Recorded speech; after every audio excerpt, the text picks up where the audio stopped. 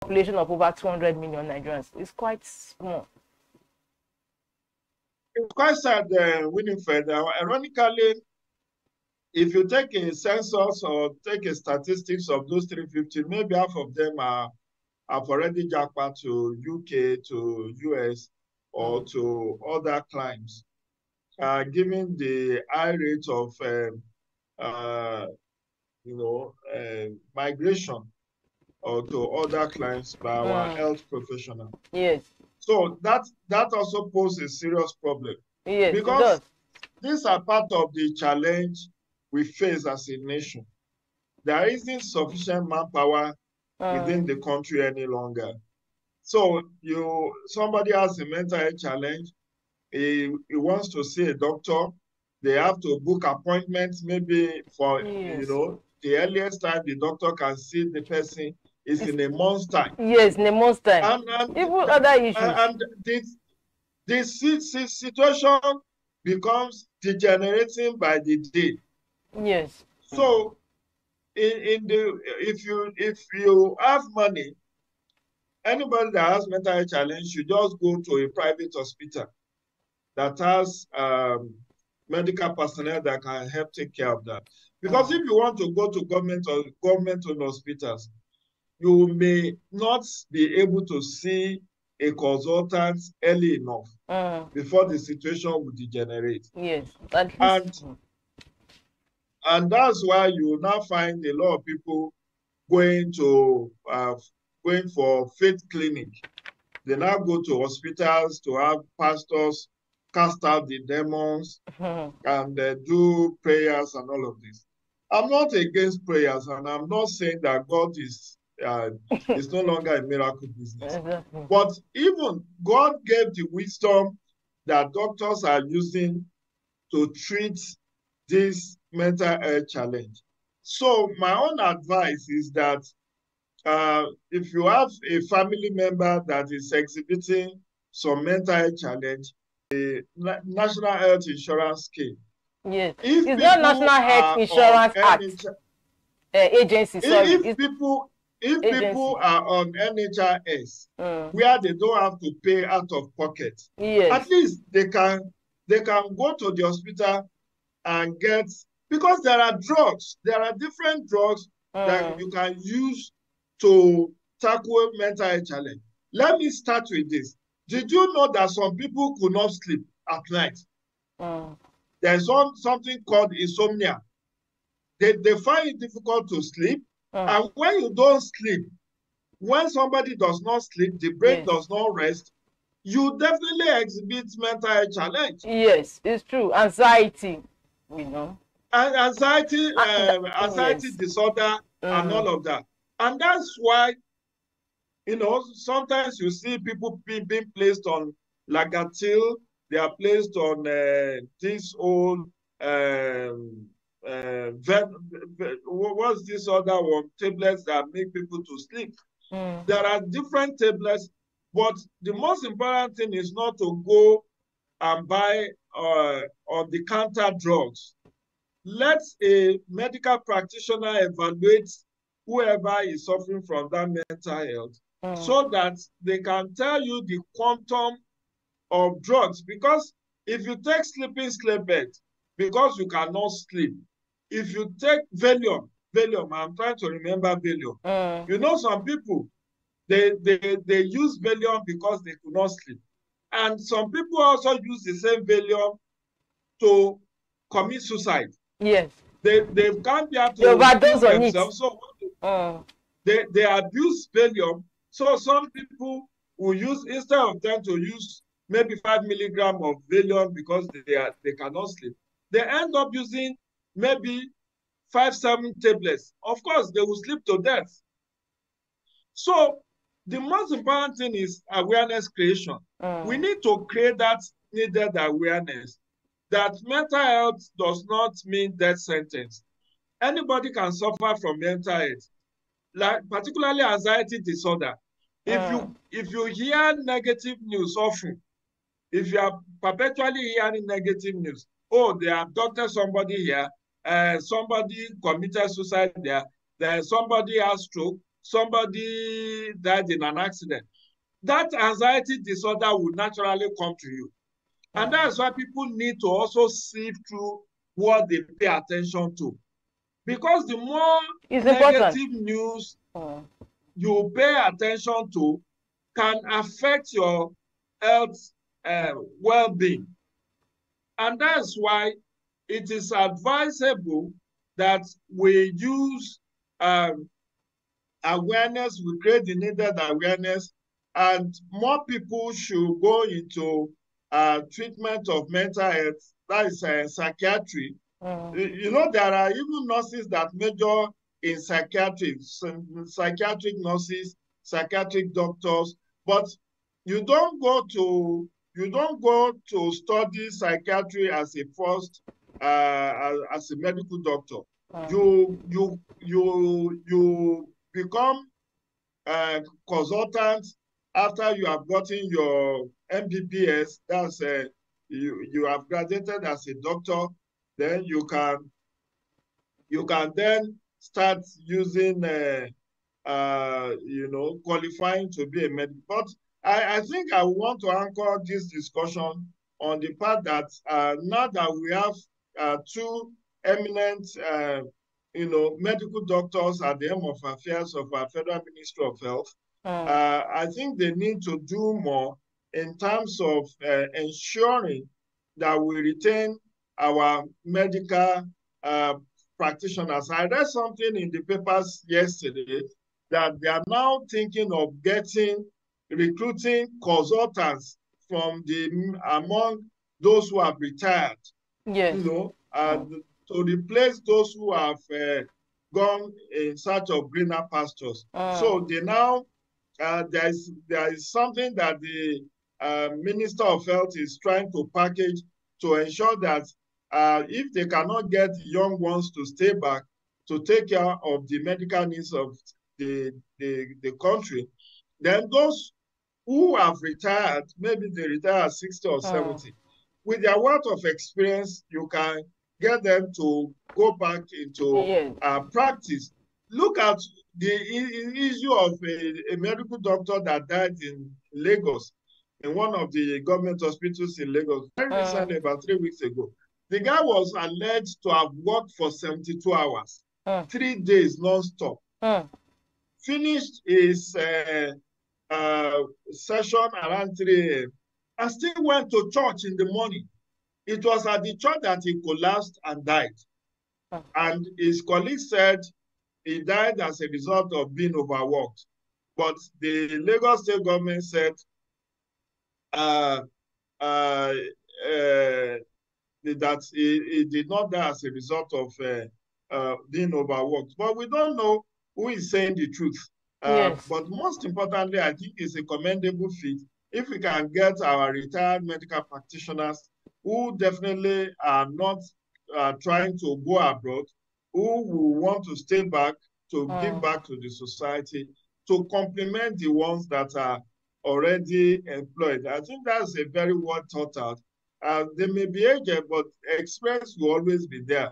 And I think it should be not just doctors, but also nurses and other medical. You have a right to recall some retired generals to help you prosecute a war. And this is an emergency situation Nigeria is facing.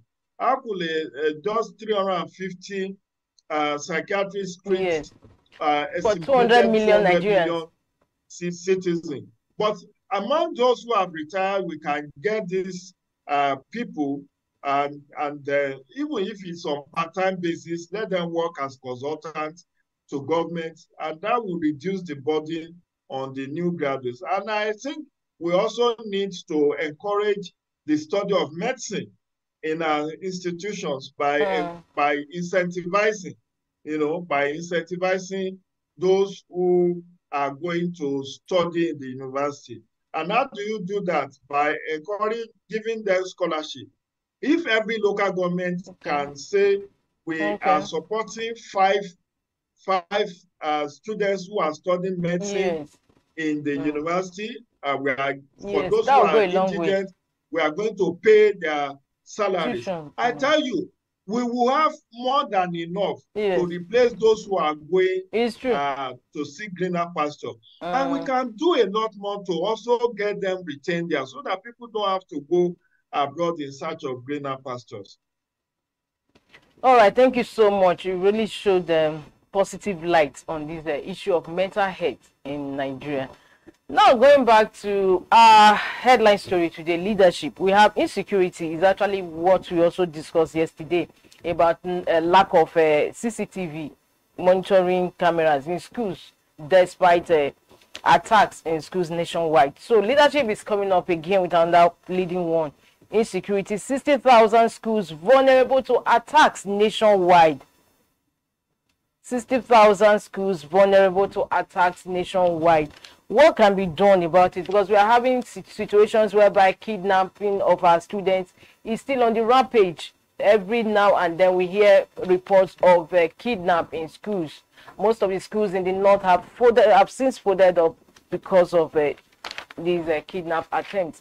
What can actually be done? Because it's one thing for you to make reports, and it's another thing for federal government or even state governments to follow up and do the proper thing. Again, I think it also borders on general insecurity across the country. Yes. As we talk now about how many of our youth corps members traveling from last week, we read that University of Zamfara, bandits came and abducted about 25 ladies or students, female students, and they are still in their custody. So in about 2015 or 2016, there was this safe school initiative that was launched. Yes. One had thought that this safe school initiative would have been expanded and consolidated upon. Unfortunately, many of our schools are still porous. There are no perimeter fence. Recall that even here in the University of Abuja here, was it 2021 or 2022, bandits came and picked about 6 staff of the university and abducted them, although days later they were rescued. And, you know, it's a very sad story. 60,000 schools shut as a result of lack of, because of security concerns. And in fact, I learned Niger State, which is a neighboring state to us, is one of the states that are mostly affected, where, you know, in many local governments or in some local governments there, schools cannot open because of fear of abduction. And it shows that our government is not doing enough to think out of the box on how to ensure safety of pupils and students in schools. The other thing I think I need to flag is the issue of adequate data and also planning. I learned that the Nigerian Civil Defense Corps has trained some of his personnel with the hope of deploying them to our schools to provide security for those schools. But you ask yourself, what's the total strength of NCDC, that's civil defense? Yes. What's their total strength that if you deploy them to schools alone, 60,000. would the other assignment they have in the act establishing them not suffer? So it's a dicey situation. And we all know that one major challenge this country faces today is issue of insecurity. It is. Travelers are not having it funny. Even a short journey across neighboring states, you have to pray and fast that you go safe and come back safe. And that is just to let you know how bad the situation has become. We have changed the service chief several times over, but the situation is here to significantly improve. But a lot can be done. We can also have, Winifred, I think my own suggestion would be we need to get back to what we are running away from. which Okay, is what the is issue that? of state police. Okay. State police. We need to have state police. You know, you may say, oh, many states are establishing vigilantes. I tell you for free, vigilantes cannot do the effective work of policing, because what the vigilantes carry is just like guns, machetes, and maybe charms. These bandits come with sophisticated weapons that you have never seen. We now learned that bandits are launching drones. They are using AK-49, AK-47, which the vigilantes do not have. So you need to have state police so that states that have the resources can go ahead and have a properly established state police that can complement the civil defense, complement the federal police, and then effectively ensure adequate policing of these schools. And the communities also have to rise up to the occasion. You know, the traditional rulers, this is where you also need to assign them specific responsibilities. Even if you have to saddle them with working with the local government chairpersons to ensure security in their respective domains. I think we need these traditional rulers because they are custodian of our culture and tradition. And they can do a lot by mobilizing the people in their communities. And we know how those days of intertribal wars, how the traditional rulers, spearhead the protection of their various communities. The traditional chiefs are there. The hunters are there under the hunters are under the traditional institution. You know that. So these hunters can work with state police, can work with civil defense to ensure better security of our schools so that at least they can nip in the bud this arbitrary abduction of our students. Even if you have perimeter fence, you have CCTV cameras around these schools, they can be, you can scale fences and even the cameras may not be functional because there's no electricity to power them. And of course, they can also be demobilized by the bandits. But when you have manpower readily available to secure the school 24/7, particularly at night when the schools are vulnerable, I think we would be able to reduce substantially this issue of security breaches in our schools and abduction of our students. All right. Thank you so much, Jide Ojo. It's been a pleasure having you today, but it's been a long while I had you on the program. I look forward to having you same time next week on the program. It was quite clear and well articulated. Always a pleasure. Thank you so much, well viewers. This is where we end today's Tuesday edition of your favorite program on television inside Nigeria. Well, I've had my guest, my in-house guest. He used to be a midweek guest in the house, but now obviously he's now on Tuesday. Jide Ojo is a syndicated columnist, a public affairs analyst, and of course a TV host. I look forward to having you same time, same station on the program. This is where we draw the curtain on today's program inside Nigeria. Same time, same station. Tomorrow is another date you can't afford to miss. I'm Winifred Webber. See you then. Bye.